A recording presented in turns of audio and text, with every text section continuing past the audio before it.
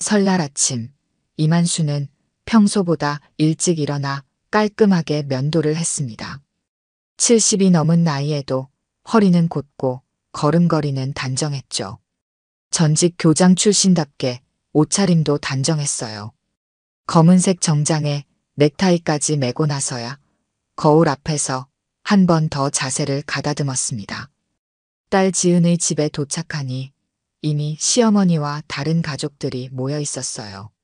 거실에는 차례상이 정성스럽게 차려져 있고 지은은 부엌에서 마지막 음식들을 준비하고 있었습니다.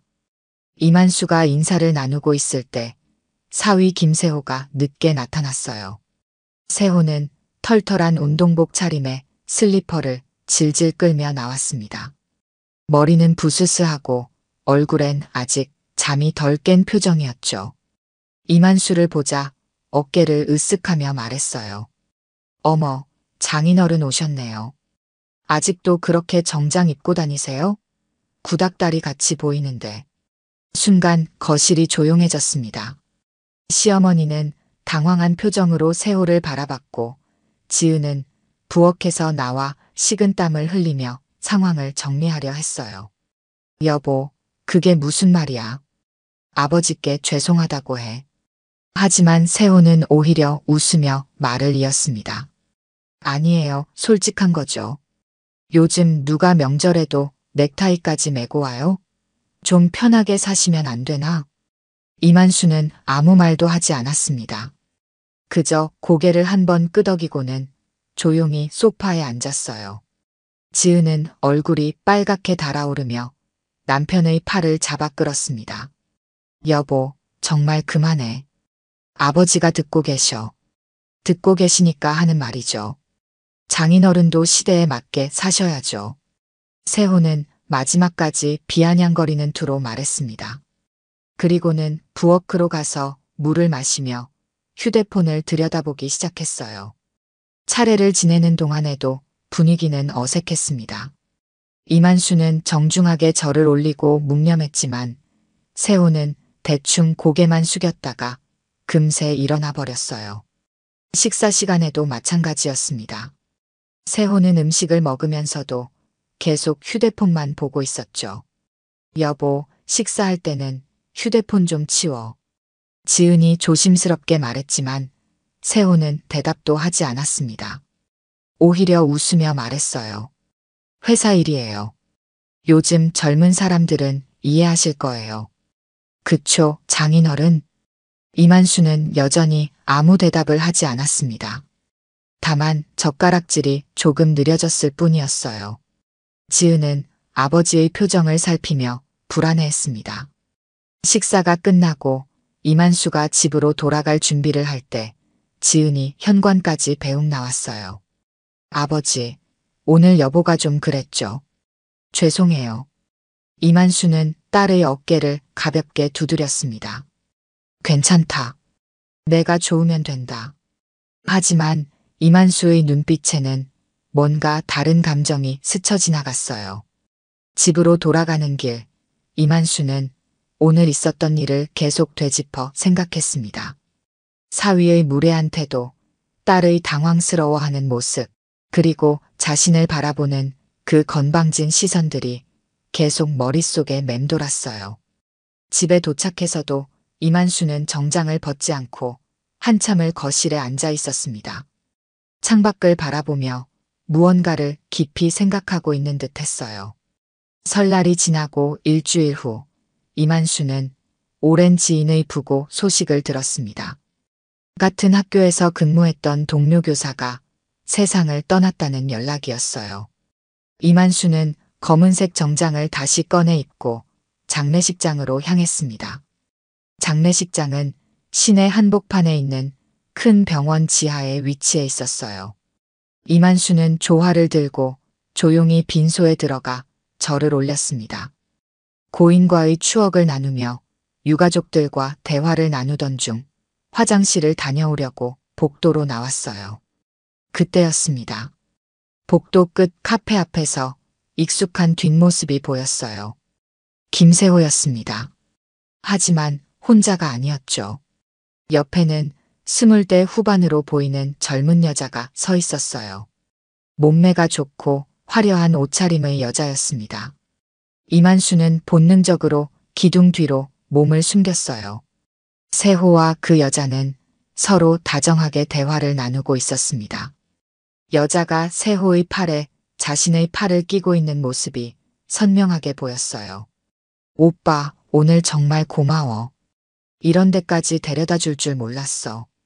여자의 목소리가 복도에 울려 퍼졌습니다.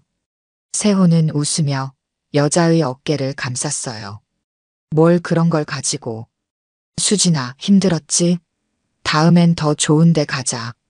이만수의 가슴이 철렁 내려앉았습니다. 저 여자의 이름은 수진, 그리고 세호와의 관계는 명백히 단순하지 않아 보였어요. 두 사람은 서로를 바라보며 애정 어린 눈빛을 주고받고 있었습니다. 세호가 주차장 쪽으로 걸어가며 말했어요. 차에서 기다려. 금방 갈게. 수진이라는 여자는 고개를 끄덕이며 엘리베이터 쪽으로 향했습니다. 세호는 잠시 화장실에 들렸다가 나와서 급하게 주차장으로 향했어요. 이만수는 조심스럽게 뒤를 따라갔습니다. 주차장에서 세호는 자신의 검은색 승용차 문을 열어주며 수진을 태웠어요. 그리고는 운전석에 앉아 시동을 걸었습니다. 이만수는 멀리서 그 모습을 지켜보며 차량 번호를 외웠어요. 12832-4721. 차가 출발한 후에도 이만수는 한참 동안 그 자리에 서 있었습니다. 머릿속이 복잡했어요. 혹시 오해일 수도 있다는 생각도 들었지만 두 사람의 친밀한 모습은 결코 오해로 넘길 수 있는 수준이 아니었습니다. 장례식장으로 돌아온 이만수는 더 이상 집중할 수 없었어요. 고인을 추도하는 자리였지만 자꾸만 방금 본 장면이 떠올랐습니다. 딸 지은의 얼굴이 생각났어요. 설날에 남편 때문에 얼굴을 붉히며 당황해하던 모습, 그리고 자신에게 미안해하던 표정들이 파노라마처럼 지나갔습니다. 집으로 돌아온 이만수는 작은 수첩을 꺼내 오늘 본 것들을 적었어요. 날짜, 시간, 장소, 그리고 함께 있던 여자의 특징까지 세세하게 기록했습니다. 글씨는 평소처럼 단정했지만 손에 힘이 들어가 있었어요. 그날 밤 이만수는 잠들지 못하고 천장만 바라봤습니다. 사위에 대한 의심이 확신으로 바뀌어가고 있었어요. 하지만 아직은 확실한 증거가 없었습니다. 섣불리 딸에게 말할 수도 없는 상황이었죠. 다음 날 아침 이만수는 평소보다 일찍 일어나 산책을 나갔어요. 걸으면서 계속 어제 일을 되짚어 생각했습니다. 그냥 넘어갈 수 없는 일이었어요. 딸의 행복이 걸린 문제였으니까요. 산책에서 돌아온 이만수는 오래된 전화번호부를 꺼냈습니다. 그리고 한 번호를 찾아 전화를 걸었어요. 벨이 몇 번 울린 후 익숙한 목소리가 들려왔습니다. 여보세요. 박 선생님이시죠? 전화를 받은 사람은 박정호였습니다. 이만수가 교장으로 재직할 때 가르쳤던 제자였고 지금은 퇴직한 경찰 출신이었어요. 몇 년 전부터 작은 사무실을 차려 각종 조사 업무와 심부름센터 비슷한 일을 하고 있었습니다. 이만수는 수화기를 귀에 대고 오랫동안 말을 고르고 있었어요. 어떻게 시작해야 할지 막막했습니다. 평생을 원칙대로 살아온 사람이 이런 일을 부탁한다는 것 자체가 쉽지 않았거든요. 하지만 딸의 행복이 걸린 문제였습니다. 박정호의 목소리는 여전히 반가움으로 가득했어요. 학창시절 모범생이었던 그는 지금도 선생님을 극진히 모시고 있었습니다. 이만수는 상황을 차근차근 설명하기 시작했어요. 설날에 있었던 사위의 무례한 행동부터 시작해서 장례식장에서 목격한 장면까지 빠짐없이 얘기했습니다. 박정호는 진지하게 듣고 있었어요. 오랜 경찰 생활로 단련된 그의 직감은 이것이 단순한 오해가 아니라는 것을 알려주고 있었습니다. 이만수가 평소 어떤 사람인지 잘 알고 있었거든요.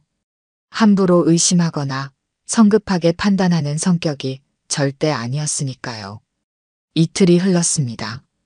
이만수는 그동안 평상시와 다름없이 지냈지만 마음 한구석은 계속 무거웠어요. 아침에 일어나 신문을 읽을 때도, 산책을 할 때도, 저녁 뉴스를 볼 때도 자꾸만 그 장면이 떠올랐습니다. 세호와 수진이 서로 다정하게 팔짱을 끼고 있던 모습, 그리고 차에 타면서 나누던 친밀한 대화까지 모든 것이 선명했어요. 오후 3시쯤 초인종이 울렸습니다. 박정호가 찾아온 거였어요. 그의 손에는 두꺼운 검은색 봉투가 들려 있었고 평소보다 표정이 어두워 보였습니다. 이만수는 그 표정만 봐도 결과를 짐작할 수 있었어요. 거실로 안내한 이만수는 차를 끓여내왔습니다. 박정호는 찻잔을 손에 들고 한참을 말없이 있었어요. 마치 어떻게 시작해야 할지 고민하는 듯 했습니다. 결국 그는 봉투를 테이블 위에 올려놓으며 입을 열었어요. 봉투에서 나온 것은 여러 장의 사진들이었습니다. 첫 번째 사진은 세호와 수진이 카페에서 마주 앉아 있는 모습이었어요. 두 사람은 테이블 너머로 손을 잡고 있었고 서로를 바라보는 눈빛이 예사롭지 않았습니다. 두 번째 사진에서는 길거리를 함께 걸으며 어깨동무를 하고 있었고 세 번째 사진에서는 아예 포옹을 하고 있었어요. 이만수는 사진을 하나씩 넘겨보며 아무 말도 하지 않았습니다. 예상했던 일이지만 실제로 증거를 보니 가슴이 답답해졌어요. 마지막 사진들은 더욱 충격적이었습니다. 모텔 입구에서 함께 들어가는 모습, 그리고 몇 시간 후 나오는 모습까지 시간 순서대로 정리되어 있었거든요. 박정호는 조심스럽게 설명을 시작했어요. 김수진이라는 이름의 그 여자는 28살이고 시내 대형 피트니스 센터에서 개인 트레이너로 일하고 있었습니다. 세호와는 석 달 전부터 만나기 시작했고 처음에는 운동 지도를 받는 관계였다가 점차 개인적인 만남으로 발전한 것 같았어요. 더 놀라운 것은 그들의 만남이 매우 체계적이라는 점이었습니다. 거의 매주 목요일 오후 세호는 회사에서 일찍 나와 수진을 만났어요. 처음에는 카페나 식당에서 시간을 보내다가 최근 2달 동안은 아예 모텔을 정기적으로 이용하고 있었습니다. 같은 장소, 비슷한 시간대였죠. 이만수는 사진들을 다시 한번 천천히 살펴봤습니다. 세호의 얼굴에는 집에서 보던 것과는 전혀 다른 표정이 있었어요. 활기차고 행복해 보였습니다. 반면 집에서는 항상 지루해하거나 짜증스러워하는 모습만 보여왔는데 말이죠. 박정호는 추가 자료들도 준비해 왔었어요. 세호의 신용카드 사용 내역을 통해 확인한 모텔비 결제 기록, 그리고 수진의 근무 스케줄과 맞춰본 시간표까지 모든 것이 정확하게 일치했습니다. 더 이상 의심할 여지가 없는 명백한 증거들이었어요. 이만수는 마지막 사진을 내려놓고 한참 동안 천장을 바라봤습니다. 머릿속에서는 온갖 생각들이 뒤엉켜 있었어요. 분노보다는 실망감이 더 컸습니다. 세호에 대한 실망이 아니라 딸이 이런 남자와 함께 살아야 한다는 현실에 대한 실망감이었죠. 박정호는 이만수의 표정을 살피며 조심스럽게 물었어요. 앞으로 어떻게 할 것인지, 혹시 추가로 필요한 자료는 없는지 말이죠. 이만수는 잠시 생각에 잠겼다가 한 가지 부탁을 했습니다. 이 모든 증거들을 시간 순서대로 정리해서 동영상으로 만들어 달라는 거였어요. 박정호는 고개를 끄덕였습니다. 요즘은 컴퓨터 프로그램이 발달해서 그런 작업이 어렵지 않다고 했어요.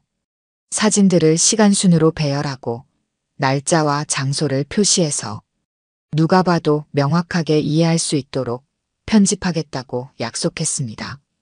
일주일 후 박정호가 다시 찾아왔어요. 이번에는 작은 USB 메모리를 가져왔습니다. 그 안에는 세호의 불륜을 보여주는 모든 증거들이 체계적으로 정리되어 있었어요. 동영상은 총 15분 분량이었고 의심의 여지 없이 명확한 내용이었습니다. 이만수는 USB를 받아들고 박정호에게 깊이 고개를 숙였어요. 그리고 이 일은 절대 다른 사람에게 알리지 말아달라고 당부했습니다. 박정호는 당연하다는 듯 대답했고 만약 추가로 도움이 필요하면 언제든 연락하라고 했어요. 그날 저녁 지은이 전화를 걸어왔습니다. 평소와 다름없는 안부 인사였지만 이만수에게는 무겁게 느껴졌어요. 딸의 밝은 목소리를 들으면서 마음이 더욱 복잡해졌습니다. 곧 이 모든 진실을 알게 될 딸이 어떤 마음일지 생각하니 가슴이 아팠어요. 전화를 끊고 난 후 이만수는 서재에 앉아 달력을 펼쳤습니다. 그리고 빨간 볼펜으로 일주일 후 토요일 날짜에 동그라미를 그렸어요. 그날이 바로 모든 것을 끝낼 날이 될 거였습니다. 이만수는 USB를 책상 서랍 깊숙이 넣어두고 깊은 한숨을 내쉬었어요. 토요일 오후 이만수는 거실에서 책을 읽고 있었습니다. 하지만 실제로는 한 페이지도 제대로 넘기지 못하고 있었어요. 자꾸만 서랍 속 USB가 신경 쓰였거든요. 머릿속에서는 이것을 딸에게 어떻게 보여줄지, 그리고 언제 보여줄지에 대한 고민이 계속 맴돌고 있었습니다. 오후 3시쯤 현관에서 초인종 소리가 들렸어요. 지은이었습니다.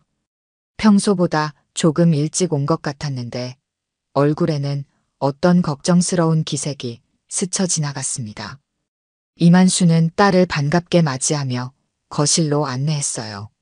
지은은 아버지가 준비해준 차를 마시며 이런저런 얘기를 나누었습니다. 하지만 평소와는 달리 어딘가 어색한 분위기가 흘렀어요. 이만수도 마음이 무거웠고 지은도 뭔가 말하고 싶은 듯 했지만 선뜻 입을 열지 못하고 있었습니다. 1시간 정도 지났을까 지은이 갑자기 한숨을 깊게 내쉬며 말했어요. 아버지, 사실 요즘 좀 힘들어요. 이만수는 찻잔을 내려놓고 딸을 바라봤습니다. 지은의 눈가에는 어느새 눈물이 맺혀 있었어요. 그동안 혼자서 얼마나 많은 것들을 참고 견뎌왔는지가 느껴졌습니다. 세호가 요즘 너무 달라졌어요. 집에 늦게 들어오는 일도 많아지고 핸드폰도 항상 뒤집어 놓고 있고 제가 뭘 물어봐도 짜증부터 내요. 지은의 목소리는 점점 작아졌습니다. 결혼 초기의 행복했던 시절과는 너무 다른 현실이었어요. 이만수는 딸의 손을 조용히 잡아주며 들어주었습니다. 그리고 아버지한테 그렇게 말하는 것도 정말 죄송해요. 설날에 너무 무례했잖아요. 제가 몇 번 얘기해도 들으려고 하지 않아요. 이만수는 더 이상 지켜볼 수 없었습니다. 딸이 이렇게 고통받고 있는데 자신만 증거를 갖고 있을 수는 없었어요. 그는 자리에서 일어나 서재로 향했습니다. 그리고 서랍에서 USB를 꺼내왔어요. 지은은 아버지가 갑자기 USB를 꺼내는 모습을 보고 의아해했습니다. 이만수는 USB를 딸 앞에 놓으며 조심스럽게 말했어요. 지은아, 이걸 보기 전에 아빠가 먼저 말하고 싶은 게 있다. 지은의 표정이 긴장으로 굳어졌습니다. 아버지의 진지한 목소리와 표정에서 심상치 않은 기운이 느껴졌거든요. 아빠는 내가 좋으면 그것만으로도 충분하다고 생각했어. 하지만 지금 내 모습을 보니까 더 이상 모른 척할 수가 없겠구나. 이만수는 지난 몇 주 동안 있었던 일들을 차근차근 설명했습니다. 장례식장에서 목격한 장면부터 박정호에게 부탁한 조사까지 모든 과정을 솔직하게 털어놓았어요. 지은은 처음에는 믿을 수 없다는 표정이었지만 점차 예상했던 일이라는 듯 고개를 떨어뜨렸습니다. 아빠, 사실 저도 느꼈어요. 뭔가 이상하다는 걸. 하지만 확신을 갖지 못했거든요. 지은의 목소리는 떨리고 있었어요. 그동안 마음 한구석에서 의심하고 있던 것들이 현실로 드러나는 순간이었습니다. 이만수는 노트북을 가져와 USB를 연결했습니다. 화면에 나타난 것은 세호와 수진의 만남을 시간순으로 정리한 동영상이었어요. 처음에는 단순해 보이던 만남이 점차 친밀해지는 과정, 그리고 결국 모텔까지 이용하게 되는 모습까지 모든 것이 명확하게 기록되어 있었습니다. 지은은 화면을 보면서 눈물을 흘렸습니다. 하지만 예상했던 것만큼 충격적이지는 않았어요. 오히려 그동안의 의심들이 확신으로 바뀌면서 어떤 안도감까지 느껴졌습니다. 아빠, 저 정말 바보였어요. 이미 다 알고 있으면서도 모른 척하려고 했거든요. 동영상이 끝나고 난 후 두 사람은 한참 동안 말이 없었습니다. 거실에는 시계 소리만 똑딱거리고 있었어요. 지은은 눈물을 닦으며 천천히 입을 열었습니다. 아버지, 이제 어떻게 해야 할까요? 이만수는 딸의 어깨를 가볍게 두드리며 말했어요. 그건 내가 결정할 일이야. 아빠는 내가 어떤 선택을 하든 지지할 거다. 하지만 지은은 이미 마음을 정한 것 같았어요. 그동안 참고 견뎌왔던 모든 것들이 한계점에 다다른 상황이었거든요. 설날의 무례함, 평소의 냉대, 그리고 이제는 명백해진 배신까지 더 이상 견딜 이유가 없었습니다. 아버지, 이제 끝내야겠어요. 더 이상은 안 되겠어요. 지은의 목소리에는 결의가 담겨 있었습니다. 이만수는 딸의 용기 있는 결정을 보며 마음이 한편으로는 아팠지만 다른 한편으로는 안심이 되었어요. 더 이상 고통받지 않아도 될 테니까요. 그럼 언제 얘기할 거니? 다음 주말에 가족들이 모두 모이는 자리를 만들어 보려고요. 시어머니도 계시고 모든 사람들 앞에서 정확하게 말하고 싶어요. 이만수는 딸의 계획을 들으며 고개를 끄덕였습니다. 혼자서 감당하기에는 너무 큰 일이었지만 이제는 아버지가 함께 있었어요. 그것만으로도 지은에게는 큰 힘이 되었습니다. 그날 저녁 지은이 집으로 돌아간 후 이만수는 혼자 거실에 앉아 있었어요. 창밖으로는 해가 지고 있었고 거실은 점차 어둠에 잠겨갔습니다. 이제 모든 준비가 끝났어요. 다음 주말이면 모든 것이 마무리될 거였습니다. 월요일 아침 이만수는 평소보다 일찍 일어나 계획을 세우기 시작했습니다. 지은과 약속한 주말 가족 모임을 어떻게 준비할지 차근차근 생각해 봤어요. 이 모임은 단순한 식사 자리가 아니라 모든 것을 마무리하는 중요한 순간이 될 거였습니다. 먼저 장소를 정해야 했어요. 지은의 집보다는 자신의 집이 나을 것 같았습니다. 익숙한 공간에서 딸이 좀 더 마음 편하게 얘기할 수 있을 테니까요. 그리고 무엇보다 노트북과 USB가 준비되어 있는 곳이기도 했고요. 이만수는 지은에게 전화를 걸었습니다. 가족 모임을 자신의 집에서 하자고 제안했어요. 오랜만에 직접 요리를 해서 대접하고 싶다는 핑계를 댔습니다. 지은은 기뻐하며 좋다고 했어요. 시어머니께도 미리 말씀드리겠다고 했습니다. 화요일부터 이만수는 본격적인 준비에 들어갔어요. 먼저 장을 보러 나갔습니다. 평소 즐겨 만들던 갈비찜 재료부터 시작해서 여러 가지 반찬거리까지 꼼꼼하게 골랐어요. 시장 상인들도 이만수가 이렇게 많은 음식 재료를 사는 모습을 신기해했습니다. 집으로 돌아온 이만수는 거실을 정리하기 시작했어요. 평소에도 깔끔하게 정돈된 공간이었지만 이번에는 더욱 신경을 썼습니다. 먼지 하나 없이 닦아내고 꽃병에는 새로 산 꽃을 꽂았어요. 식탁도 평소보다 큰 것으로 교체해서 여러 명이 앉을 수 있도록 준비했습니다. 수요일 저녁 지은이 전화를 걸어왔어요. 세호가 토요일 저녁 시간이 괜찮다고 했다는 소식이었습니다. 시어머니도 참석하신다고 하셨고요. 이만수는 마음속으로 마지막 점검을 했어요. 모든 준비가 완벽해야 했습니다.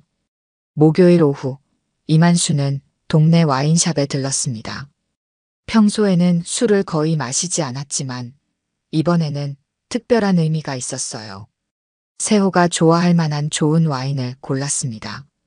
샵 주인이 추천해준 프랑스산 적포도주였는데 가격도 제법 나가는 것이었어요. 금요일에는 요리 준비를 시작했습니다. 갈비찜은 하루 전에 미리 양념에 재워두는 것이 맛있거든요. 이만수는 정성껏 갈비를 손질하고 양념을 발랐어요. 그 외에도 나물 몇 가지와 전류, 탕국까지 정성스럽게 준비했습니다. 평소 혼자 지내던 집에 이렇게 많은 음식 냄새가 나는 것도 오랜만이었어요. 토요일 오후, 이만수는 마지막 점검을 했습니다. 노트북은 거실 TV와 연결해 두었고 USB도 바로 꽂을 수 있게 준비해 놓았어요. 하지만 겉으로는 평범한 가족 모임처럼 보이도록 모든 것을 자연스럽게 배치했습니다. 오후 5시쯤 지은이 시어머니와 함께 도착했어요. 시어머니는 이만수가 직접 요리했다는 소식을 듣고 무척 기뻐하셨습니다. 오랜만에 보는 사위 어른의 정성이 고마우셨거든요. 사돈어른, 이렇게 직접 요리까지 해주시다니 정말 고맙습니다. 이만수는 겸손하게 웃으며 시어머니를 맞이했어요. 그리고 지은에게는 살짝 눈짓을 보냈습니다. 준비가 다 되었다는 신호였죠. 오후 6시 세호가 도착했습니다. 평소와는 달리 기분이 좋아 보였어요. 설마 이런 자리에서 무슨 일이 일어날지 전혀 예상하지 못하고 있었거든요. 오히려 장인이 갑자기 친절해진 것을 보고 우쭐해하는 기색까지 보였습니다. 어머, 장인어른이 직접 요리를 해주셨다고요? 정말 감사합니다. 세호는 평소보다 훨씬 정중한 말투로 인사했어요. 하지만 그 속에는 여전히 건방진 기운이 배어 있었습니다. 마치 이제야 자신을 제대로 대접해주는 것처럼 생각하는 듯 했어요. 이만수는 세호를 반갑게 맞이하며 거실로 안내했습니다. 그리고 미리 준비해둔 와인을 꺼내 보였어요. 세호야, 오늘은 특별한 날이니까 좋은 와인도 준비했어. 세호의 눈이 반짝였습니다. 프랑스산 와인이라는 말을 듣자 더욱 기뻐했어요. 평소 와인을 좋아했는데 이런 고급 와인은 자주 마셔보지 못했거든요. 와, 정말 좋은 와인이네요. 장인어른 취향이 대단하시네요. 세호는 와인병을 이리저리 살펴보며 감탄했어요. 이만수는 그런 세호를 보며 마음속으로 쓴웃음을 지었습니다. 마지막 만찬이 될 줄도 모르고 저렇게 좋아하고 있으니까요. 식사 준비가 모두 끝나고 가족들이 식탁에 둘러앉았어요. 이만수가 정성껏 준비한 갈비찜과 여러 반찬들이 식탁을 가득 채웠습니다. 와인도 개봉해서 각자의 잔에 따라주었고요. 정말 맛있겠다. 오랜만에 장인어른 요리 먹어보네요. 세호는 첫 수저를 떠서 입에 넣으며 만족스러워했어요. 실제로 갈비찜은 정말 맛있게 되어 있었습니다. 이만수가 평생 요리해온 실력이 담겨 있었거든요. 시어머니도 계속 칭찬을 아끼지 않으셨어요. 이렇게 정성스러운 음식을 준비해 주신 사돈어른께 감사하다고 연신 말씀하셨습니다. 지은은 아버지의 요리 솜씨를 자랑스러워하면서도 한편으로는 긴장하고 있었어요. 식사 시간 동안 분위기는 화기애애했습니다. 세호도 평소보다 훨씬 예의 바르게 행동했고 장인에게 와인까지 따라주며 극진히 모셨어요. 이만수는 그런 세호의 모습을 보며 마지막까지 기회를 주는 중이었습니다. 장인어른, 정말 고급 와인이네요. 어디서 구하셨어요? 동네 와인샵에서 샀어. 점원이 추천해줘서 말이야. 역시 안목이 좋으세요. 이런 와인은 웬만해서는 마시기 어려운데. 세로는 와인을 음미하며 계속 칭찬했어요. 이만수는 그런 세호를 바라보며 마음을 굳혔습니다. 이제 진짜 시작할 때가 된 것 같았어요. 식사가 거의 마무리되어 갈 때쯤 이만수는 조용히 자리에서 일어났습니다. 평소보다 느린 걸음으로 거실로 향했어요. 모든 사람들의 시선이 그에게 집중되었지만 이만수의 표정에서는 특별한 기색을 찾아볼 수 없었습니다. 잠깐만 기다려봐. 오늘 보여드릴 게 있어서. 이만수의 목소리는 평상시와 다름없이 차분했어요. 하지만 지은만은 아버지의 진짜 의도를 알고 있었습니다. 심장이 빠르게 뛰기 시작했어요. 드디어 그 순간이 온 거였습니다. 세호는 여전히 와인잔을 손에 들고 있었어요. 기분 좋게 취해가는 상태였고 장인이 무엇을 보여주려는지 궁금해했습니다. 혹시 옛날 사진이나 가족 앨범 같은 걸 보여주려는 건가 생각했어요. 장인어른, 뭘 보여주시려고 하세요? 시어머니도 호기심 어린 표정으로 이만수를 바라봤습니다. 정성스러운 음식에 좋은 와인까지 오늘 정말 특별한 날인 것 같다고 생각하셨거든요. 이만수는 TV 앞에 서서 리모컨을 집어들었어요. 그리고 미리 연결해둔 노트북을 켰습니다. 화면이 밝아지자 바탕화면이 큰 TV에 나타났어요. 거기에는 여러 개의 폴더가 정리되어 있었는데 그중 하나가 눈에 띄었습니다. 폴더 이름이 사위였거든요. 세호는 그 폴더 이름을 보고 약간 긴장하기 시작했어요. 뭔가 이상한 느낌이 들었습니다. 하지만 아직까지는 설마 하는 마음이 더 컸어요. 이만수는 USB를 노트북에 꽂았습니다. 그리고 사위 폴더를 클릭했어요. 폴더 안에는 동영상 파일 하나가 들어 있었습니다. 파일명은 단순했어요. 세호의 진실이라고 적혀 있었죠. 이건 지난 몇 주 동안 정리한 자료야. 이만수의 목소리에는 감정이 섞여 있지 않았어요. 마치 학교에서 수업하던 때처럼 담담하고 차분했습니다. 하지만 그 차분함 속에는 무서운 결의가 숨어 있었어요. 동영상이 재생되기 시작했습니다. 첫 장면은 장례식장 앞 카페였어요. 세호와 수진이 다정하게 대화를 나누는 모습이 선명하게 화면에 나타났습니다. 날짜와 시간이 화면 하단에 표시되어 있었어요.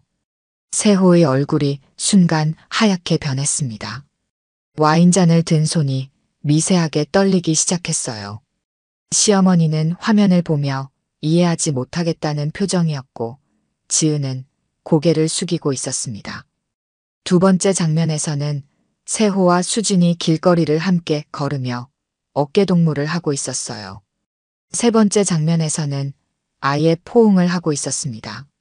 화면에 나오는 세호의 표정은 집에서 보던 것과는 완전히 달랐어요. 행복하고 생기 넘치는 모습이었죠. 이게 뭐예요? 시어머니가 떨리는 목소리로 물었어요. 아직도 상황을 완전히 파악하지 못하고 계셨지만 뭔가 심상치 않다는 건 느끼고 계셨습니다. 동영상은 계속 이어졌어요. 카페에서의 만남들, 식당에서의 데이트, 그리고 점차 친밀해지는 두 사람의 모습들이 시간순으로 정리되어 나왔습니다. 박정호가 정말 꼼꼼하게 편집해 놓았더군요. 세호는 이제 완전히 당황한 상태였어요. 와인잔을 테이블에 내려놓고 일어나려고 했지만 다리에 힘이 들어가지 않았습니다. 어떻게 변명할지, 어떻게 이 상황을 모면할지 머릿속이 하얗게 비어 있었어요. 세호야, 저게 누구니? 시어머니의 목소리가 점점 날카로워졌습니다. 이제 상황을 파악하기 시작하신 거예요. 자신의 며느리가 있는 자리에서 다른 여자와 그런 모습을 보이다니 믿을 수 없는 일이었습니다. 가장 충격적인 장면이 나왔어요. 세호와 수진이 모텔 입구에서 손을 잡고 들어가는 모습이었습니다. 그리고 몇 시간 후 나오는 모습까지 모든 것이 기록되어 있었어요. 날짜를 보니 불과 일주일 전의 일이었습니다. 지은이 드디어 고개를 들었어요. 눈가에는 눈물이 맺혀 있었지만 표정은 의외로 차분했습니다. 이미 며칠 전에 모든 걸 알고 있었거든요. 오히려 이제 모든 사람 앞에서 진실이 드러나니까 속이 시원한 느낌까지 들었어요. 여보.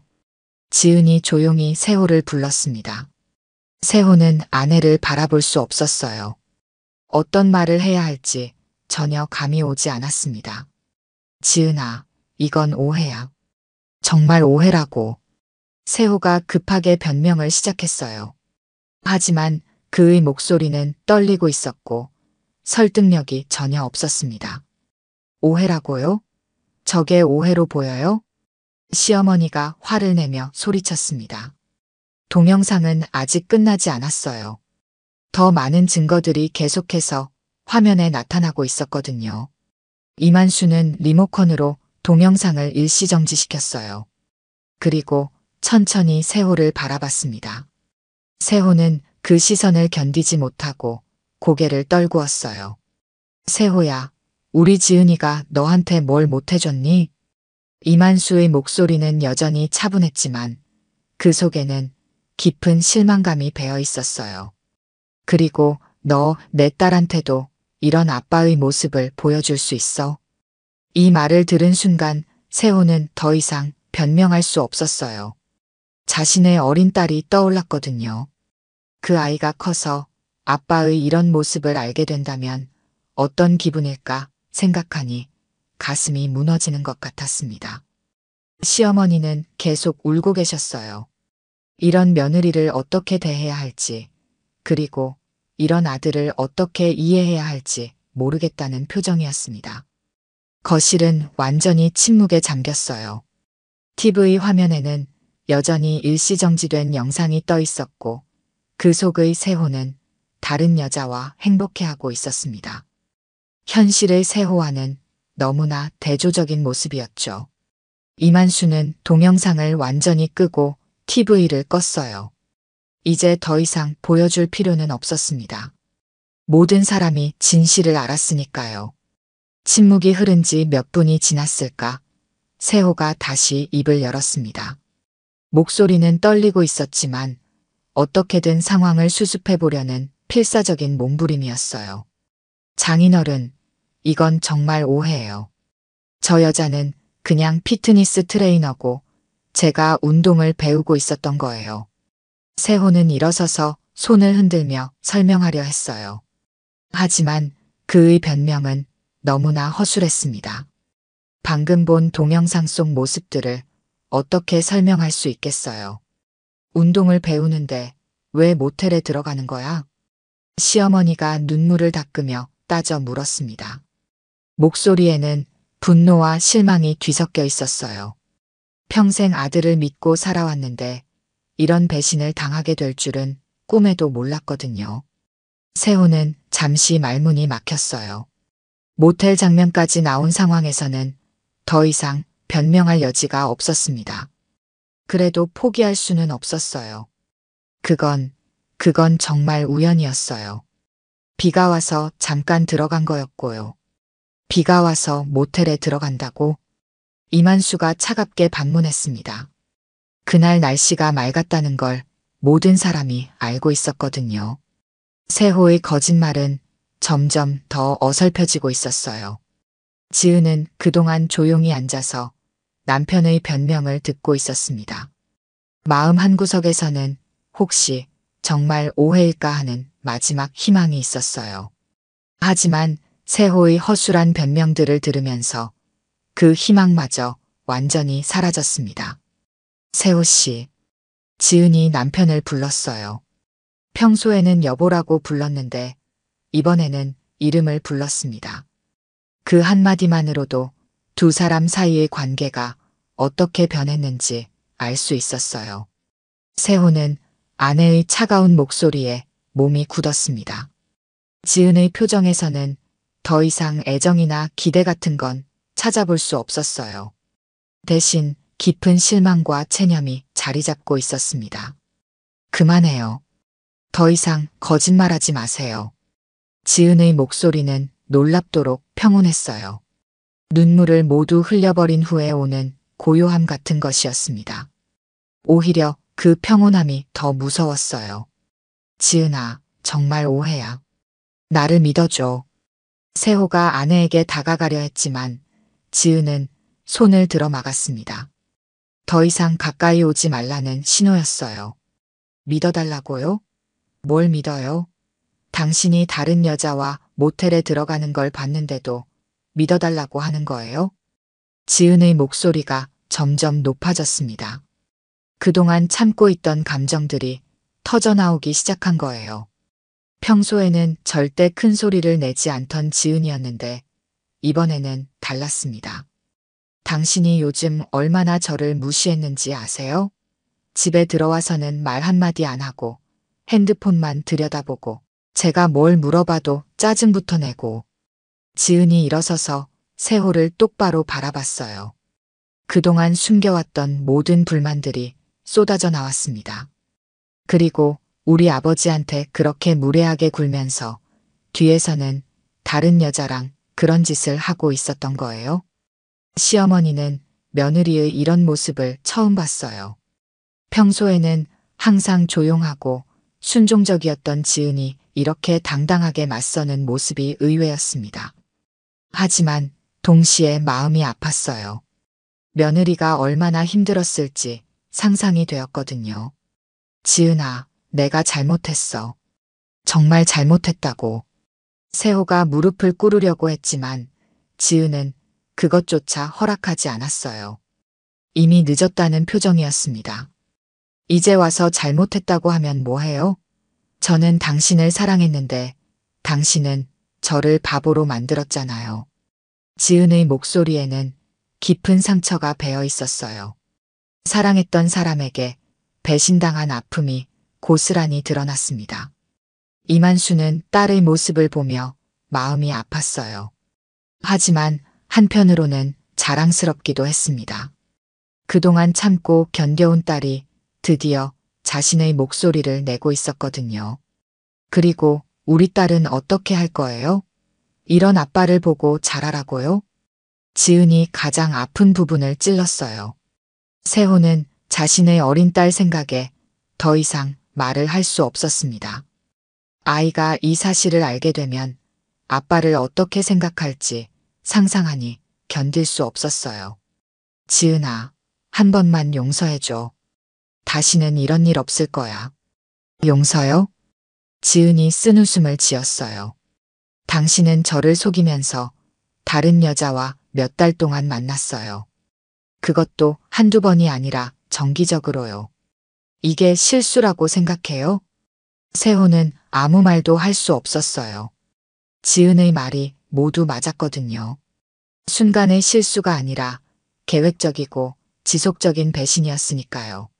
시어머니가 갑자기 세호에게 다가가더니 뺨을 때렸습니다. 생각보다 센 소리가 거실에 울려 퍼졌어요. 이 나쁜 놈아. 우리 며느리가 뭘 잘못했다고 이런 짓을 하는 거야? 시어머니의 목소리는 분노로 떨리고 있었어요. 평생 아들을 키우면서 이런 일이 일어날 줄은 꿈에도 몰랐습니다. 지은은 방으로 들어갔어요. 더 이상 이 자리에 있을 수 없었습니다. 잠시 후 가방을 들고 나왔어요. 이만수는 딸의 의도를 알 수 있었습니다. 지은아, 어디 가려고? 아버지 집에서 며칠 있을게요. 정리할 시간이 필요해요. 지은의 목소리는 이제 완전히 차분해져 있었어요. 더 이상 흔들리지 않는 확고한 결심이 서 있었습니다. 세호가 아내를 붙잡으려 했지만 지은은 뿌리쳤어요. 손대지 마세요. 이제 끝이에요. 그 한마디가 모든 걸 정리해줬어요. 결혼 생활의 끝, 그리고 새로운 시작의 선언이었습니다. 이만수는 딸의 가방을 들어주며 함께 현관으로 향했어요. 지은과 이만수가 집을 나선 후 거실에는 세호와 시어머니만 남았어요. 시어머니는 계속 울고 계셨고 세호는 소파에 주저앉아 머리를 감싸고 있었습니다. 모든 것이 한순간에 무너져 내린 기분이었어요. 어머니, 정말 죄송합니다. 제가 정신이 나갔었어요. 세호가 떨리는 목소리로 사과했지만 시어머니는 아들을 바라보지도 않으셨어요. 이미 늦어버린 사과였습니다. 이제 와서 죄송하다고 하면 뭐하니? 우리 며느리 마음에 난 상처는 어떻게 할 거야? 시어머니의 목소리에는 깊은 실망이 배어 있었어요. 아들보다는 며느리가 더 걱정되었습니다. 그 시각 이만수의 집에서는 지은이 아버지와 마주 앉아 있었어요. 차분하게 앞으로의 계획을 세우고 있었습니다. 이혼 절차, 양육권 문제, 재산 분할까지 현실적인 문제들을 하나씩 정리해 나갔어요. 아버지, 변호사는 어떻게 구해야 할까요? 내가 아는 사람이 있어. 믿을 만한 변호사야. 이만수는 딸이 혼자 모든 걸 감당하지 않도록 모든 면에서 도움을 주었어요. 그동안 교장으로 일하면서 쌓은 인맥들이 도움이 되었습니다. 일주일이 지났습니다. 세호는 회사에서도 소문이 퍼지기 시작했어요. 작은 회사라 이런 일은 금세 알려지게 마련이었거든요. 동료들의 시선이 달라졌고 상사도 세호를 예전처럼 대하지 않았습니다. 더 큰 문제는 수진과의 관계였어요. 소문이 퍼지자 수진은 세호를 만나려 하지 않았습니다. 피트니스 센터에서도 눈치가 보여서 그만두게 되었어요. 결국 세호는 모든 것을 잃게 되었습니다. 한 달 후 세호는 회사에서 사표를 내라는 압박을 받았어요. 직접적으로 해고하지는 않았지만 더 이상 그 회사에서 일하기 어려운 분위기가 되었습니다. 세호는 결국 사표를 제출했어요. 이혼 절차도 빠르게 진행되었습니다. 결정적인 증거가 있었기 때문에 세호 쪽에서 이의를 제기할 수 없었어요. 양육권은 당연히 지은이 가져갔고 재산 분할에서도 세호에게 불리하게 결론이 났습니다. 세호는 원룸으로 이사를 가야 했어요. 그동안 살던 아파트는 지은의 명의였고 혼자 살기에는 너무 컸거든요. 짐을 싸면서 그는 자신이 얼마나 많은 것을 잃었는지 실감했습니다. 가장 힘든 건 딸을 만나는 일이었어요. 한 달에 2번 정해진 시간에만 만날 수 있게 되었습니다. 어린 딸은 아직 상황을 완전히 이해하지 못했지만 아빠와 엄마가 더 이상 함께 살지 않는다는 것만은 알고 있었어요. 아빠, 왜 우리 집에 안 와요? 딸의 순진한 질문에 세호는 아무 대답도 할 수 없었습니다. 어떻게 설명해야 할지 모르겠었거든요. 결국 눈물만 흘렸어요. 반면 지은과 이만수는 새로운 삶을 시작했습니다. 지은은 이혼이 확정된 후 아버지와 함께 새로운 집을 구했어요. 너무 크지도 작지도 않은 딸과 함께 살기에 적당한 크기였습니다. 아버지, 정말 고마워요. 아버지가 아니었다면 계속 속고 살았을 거예요. 지은은 아버지에게 진심으로 감사했어요. 물론 진실을 알게 되는 과정은 고통스러웠지만 그 덕분에 새로운 인생을 시작할 수 있게 되었거든요. 이만수는 딸의 말에 고개를 저었어요. 아니야. 내가 용기를 낸 거야. 아빠는 그냥 옆에서 지켜본 것뿐이야. 새 집에 정착한 지 2달이 지났을 때 지은은 오랜만에 마음의 평화를 찾았어요. 더 이상 눈치를 보며 살지 않아도 되었고 남편의 기분을 살피느라 스트레스 받을 일도 없었습니다. 어느 토요일 아침 이만수와 지은은 손녀와 함께 전통시장에 장을 보러 나갔어요. 오랜만에 세 사람이 함께하는 시간이었습니다. 손녀는 할아버지와 엄마 사이에서 깔깔거리며 웃고 있었어요. 할아버지, 저기 붕어빵 사주세요. 그럼 우리 공주님이 원하는 거면 뭐든지 사줘야지. 이만수는 손녀의 손을 잡고 붕어빵 가게로 향했어요. 지은은 그 모습을 보며 미소를 지었습니다. 아버지가 손녀를 얼마나 아끼는지 느껴졌거든요. 시장에서 장을 다 보고 집으로 돌아가는 길, 세 사람은 나란히 걸었어요. 이만수가 큰 장바구니를 들고 지은이 손녀의 손을 잡고 그렇게 천천히 집으로 향했습니다. 엄마, 우리 이제 계속 할아버지랑 같이 살 거예요? 손녀가 순진하게 물었어요. 지은은 딸의 머리를 쓰다듬으며 대답했습니다. 그래, 할아버지가 우리를 지켜주실 거야. 이만수는 그 말을 듣고 마음이 따뜻해졌어요. 딸과 손녀를 지킬 수 있어서 행복했습니다. 비록 힘든 과정을 거쳐야 했지만 결국 가족이 함께할 수 있게 되었으니까요.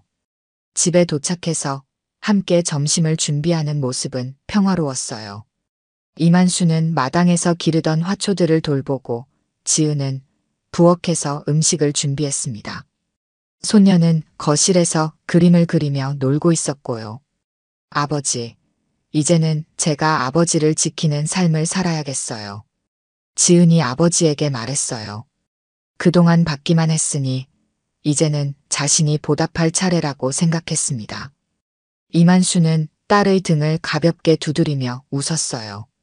우리가 서로 지켜주는 거지. 그게 가족이잖아. 해가 저물어가는 저녁, 세 사람은 마당에서 함께 시간을 보냈어요. 손녀는 할아버지 무릎에 앉아 책을 읽고 있었고 지은은 옆에서 그 모습을 지켜보고 있었습니다. 평범하지만 따뜻한 일상이었어요. 세호와 함께했던 시간들보다 훨씬 더 행복하고 평안했습니다. 이만수는 하늘을 바라보며 생각했어요. 때로는 용기 있는 선택이 더 큰 행복을 가져다 준다는 것을 말이죠. 멀리서 세호가 혼자 살고 있는 원룸에서는 불이 켜져 있었어요. 하지만 그곳에는 더 이상 가족의 웃음소리가 들리지 않았습니다. 자신이 선택한 길의 결과였고 이제는 혼자 감당해야 할 몫이었어요. 오늘 들려드린 이야기가 여러분의 마음에 작은 울림이 되었기를 바랍니다. 이야기가 좋으셨다면 좋아요와 구독 부탁드려요. 다음 사연을 들려드리는데 큰 힘이 된답니다. 그리고 여러분의 이야기도 댓글로 들려주세요. 다음 이야기 때 또 뵙겠습니다.